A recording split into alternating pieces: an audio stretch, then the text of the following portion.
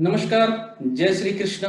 बहुत बहुत स्वागत है आप सभी का मेरे YouTube चैनल सिद्धांत सरल पद्धति पे। आज धर्म से संबंधी एक बहुत ही ज्ञानवर्धक किस्से पर बात करेंगे हम। गंगा में विसर्जित अस्थियां आखिर कहाँ जाती हैं? पतित पावनी गंगा को देव नदी कहा जाता है क्योंकि शास्त्रों के अनुसार गंगा स्वर्ग से धरती पर आई है। मान्यता है कि गंगा श्री हरि विष्णु के चरणों से निकली है और भगवान शिव की जटाओं में आकर बसी है। श्री हरि और भगवान शिव से घनिष्ठ संबंध होने पर गंगा को पतित पावनी कहा जाता है।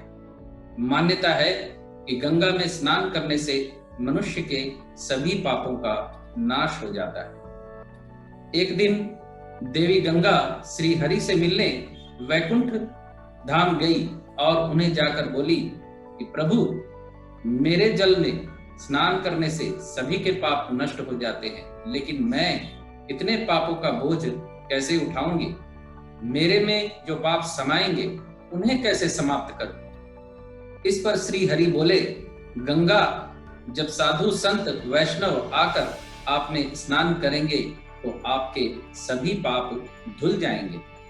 गंगा नदी इतनी पवित्र है कि प्रत्येक हिंदू की अंतिम इच्छा होती है उसकी अस्थियों का विसर्जन गंगा नदी में ही किया जाए।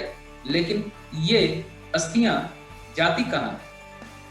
इसका उत्तर तो विज्ञान भी नहीं दे पाया है, न ही वैज्ञानिक दे पाए हैं, क्योंकि असंख्य मात्रा में अस्थियों का विसर्जन करने के बाद भी गंगा जल पवित्र एवं पावन है। गंगा सागर तक खोज करने के बाद भी इस प्रश्न का उत्तर नहीं मिला। सनातन धर्म की मान्यता के अनुसार मृत्यु के बाद आत्मा की शांति के लिए मृत व्यक्ति की अस्थि को गंगा में विसर्जन करना उत्तम माना गया है। ये अस्थियां सीधे श्री हरि के चरणों में वैकुंठ जाती हैं। जिस व्यक्ति का अंत समय गंगा के समीप आता है उसे मरणोपरांत मुक्ति मिलती है। इन बातों से गंगा के प्रति हिंदुओं की आस्था तो स्वाभाविक है। वैज्ञानिक दृष्टि से गंगा जल में पारा अर्थात मरकरी विद्यमान होता है, जिससे हड्डियों में कैल्शियम और फास्फोरस पानी में घुल जाता है, जो जल जंतुओं के लिए एक पौष्टिक आहार है। हड्डियों में गंधक यानी सल्फर विद्यमान होता है, जो पारे के साथ मिलकर पारद का निर्माण करता है। इसके साथ साथ यह दोनों मिलकर मरकरी सल्फाइड सॉल्ट का निर्माण करते हैं। हड्डियों में बचा शेष कैल्शियम पानी को स्वच्छ रखने का काम करता है। धार्मिक दृष्टि से पारद शिव जी का प्रतीक होता है और गंधक शक्ति का प्रतीक है।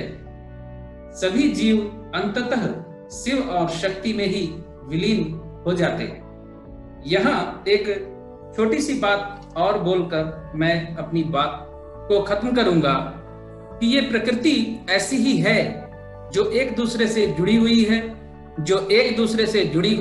और एक दूसरे के काम आती है। इसे यूं समझे कि चींटियां जब जिंदा होती हैं तो चिड़िया उस चींटी को खाती है, और चिड़िया मृत्यु हो जाती है तो यही चींटियां उस मरी हुई चिड़िया को खा जाती हैं। यही कर्म चक्र है, यही जीवन चक्र है। धन्यवाद आप सभी का जुड़े रहने के लिए। खुश रहिए, स्वस्थ रहिए।